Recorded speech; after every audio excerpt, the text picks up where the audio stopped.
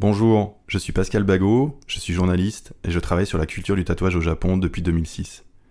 Je tombe amoureux de cette culture quand je découvre le travail du tatoueur Horitoshi 1. Je suis tellement impressionné que je décide d'aller me faire tatouer le dos par lui à Tokyo.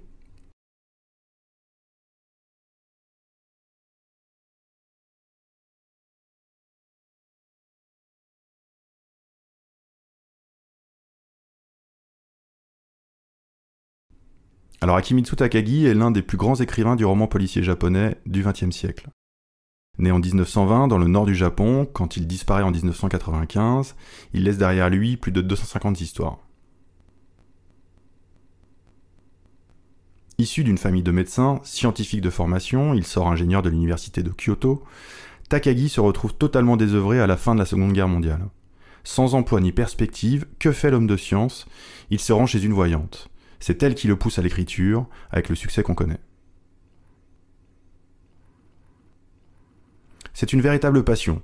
Et cette passion pour le tatouage remonte à l'enfance. C'est dans un bain public qu'il voit pour la première fois le corps d'une femme tatouée. Cette vision le marque à jamais, elle forge aussi son regard. Pour Takagi, le tatouage, c'est de l'art. À la sortie de son premier livre en 1948, Takagi rencontre les plus grands tatoueurs de l'époque à Tokyo. Il devient un témoin de premier plan quand il commence à tous les photographier, tatoueurs et tatoués. En levant le voile sur cet art clandestin qui était interdit jusqu'en 1948, il devient l'un des plus importants témoins de l'histoire du tatouage au Japon du XXe siècle.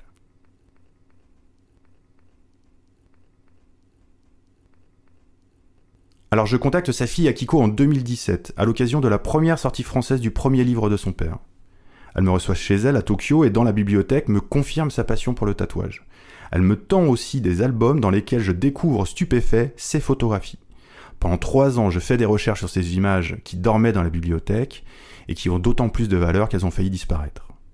Elles sont montrées pour la première fois au grand public à la galerie Echo à Paris.